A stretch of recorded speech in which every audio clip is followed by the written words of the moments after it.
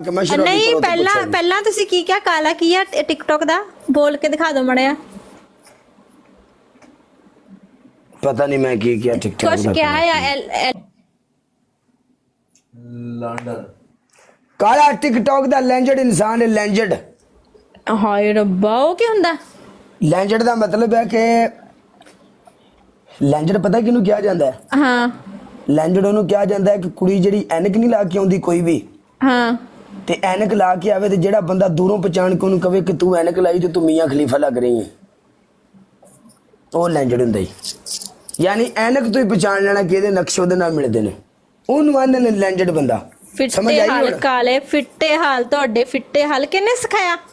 ਹੁਣ ਤੂੰ ਮੇਰੇ ਕੋਲੋਂ ਪੁੱਛੇਗੀ ਤੇ ਤੈਨੂੰ ਮੈਂ ਸਿੱਧੀ ਗੱਲ ਦੱਸਣੀ ਹੈ ਕਿ ਹਾਂਜੀ ਹਾਂਜੀ ਨਹੀਂ ਕਿਉਂ ਜੀ।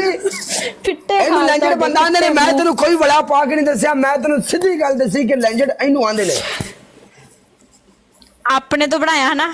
ਆਪਣੇ ਤੋਂ ਨਹੀਂ, ਜਿਹੜਾ ਵੀ ਕਹਿ ਦੇਵੇ ਹਾਂ ਕਿ ਇਹਦੇ ਸਲੈਂਸਰ ਦੇ ਵਿੱਚ ਸੁਰਾਖ ਹੈ ਜਾਂ ਇਹਦੇ ਫਿਲਟਰਾਂ ਦਾ ਆਇਲ ਚੇਂਜ ਵਾਲਾ ਹੋਣ ਵਾਲਾ, ਉਹਨੂੰ ਕਹਿੰਦੇ ਨੇ ਲੈਂਜਡ ਬੰਦਾ।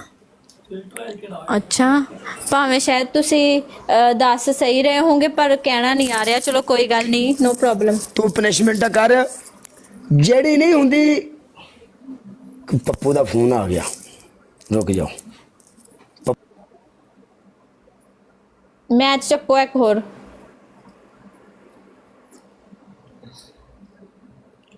Thank you Kala army, thank you Pangu ji, well play, thank you. Team join guys, team join Kala army, सारे जने टीम ज्वाइन करो। काला आर्मी दे जिन्ने भी बंदे आ रहे हैं, everyone join my team, okay? Join team join करो।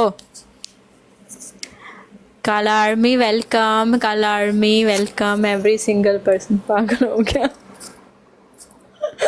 ओके करो गाइस, टीम ज्वाइन करो, टीम ज्वाइन। जिन्ने जने बैठे टीम ज्वाइन। गूगल तो ट्रांसलेट करन गया है। अच्छा रुस्तम थैंक यू। हैदर करो यार, टीम ज्वाइन करो। चल सही है, नहीं मैं जा रहा, ओके।